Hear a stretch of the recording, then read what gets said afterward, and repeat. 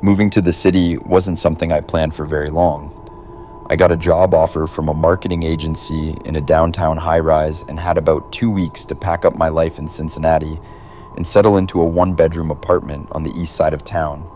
It wasn't glamorous, thin walls, no laundry in unit, but it was clean, close to the train, and within walking distance of just about every kind of restaurant you could imagine. I wasn't exactly social when I first arrived. The job was demanding, and most of my coworkers already had their own after-hours routines. I worked late often, and when I didn't feel like cooking. Eating out became part of my rhythm. It gave me a strange kind of comfort, sitting at a corner booth, watching people, earbuds in, sipping hot soup or picking at fries. No pressure to talk, no expectations. There was a small Thai place 2 blocks from my apartment I frequented more than the others. The food was cheap, service fast, and they always had an open table, even during dinner hours. I'd often bring my laptop, catch up on emails, and people watch while sipping iced tea. The staff started to recognize me. One of the servers even memorized my order: chicken pad see ew, extra lime. Life was fine, uneventful, quiet in a way that I honestly appreciated. That's why I noticed him. It was subtle at first, just another person in the room. He sat at a booth near the back, alone, no food or drink in front of him. I didn't pay much attention. Maybe he was waiting for someone, maybe for a takeout order. But I remember feeling his eyes. Not constantly, not aggressively, just occasionally glancing up from my screen and catching him watching. Not blinking, not pretending to look away. I wrote it off as nothing. But then a few days later, I went somewhere different, a ramen bar across town, and he was there again. Same posture, same stillness, same calm, unreadable face. And again, no food. I still wasn't ready to call it anything. Big city, coincidences happen. People exist. But something about the way he just sat there, like he had nowhere else to be, began to make the edges of my routine feel thinner, like something was pushing in from the outside. After that second encounter, I couldn't pretend it was a coincidence anymore. Different part of town, different restaurant, same guy. The odds didn't sit right. I remember walking out of the ramen bar fast, head down, pretending to check my phone. I didn't look back, but I could feel that pressure, like eyes sticking to the back of my neck.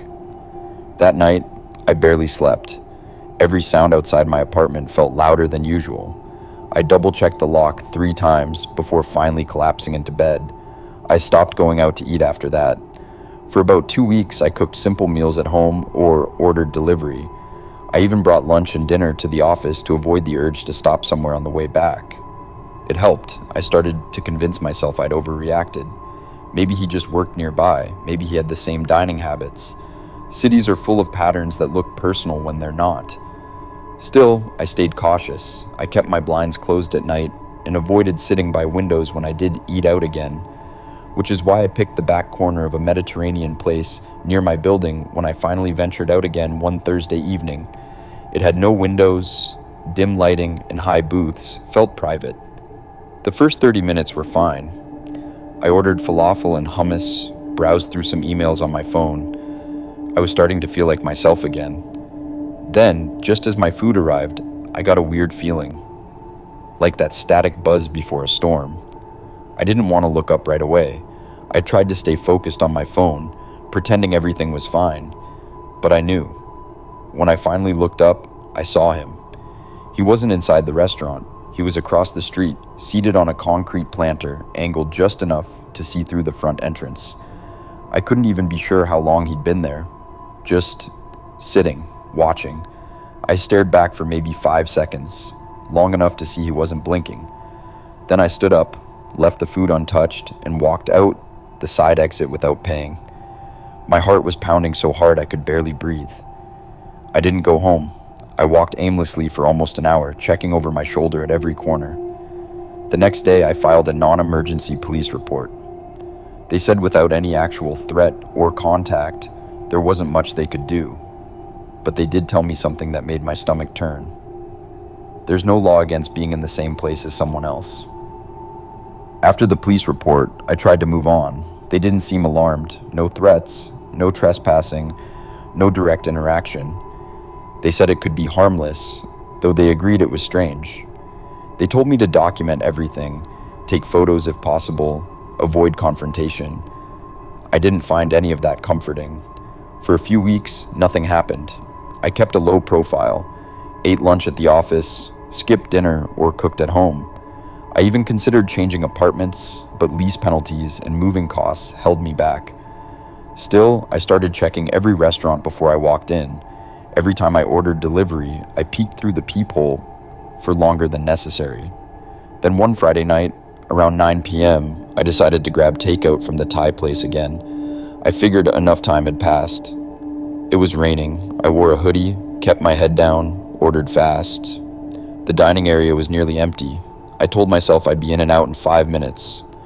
But while waiting at the counter, I felt it, that tension again. Like the air had shifted. I slowly turned my head and scanned the booths.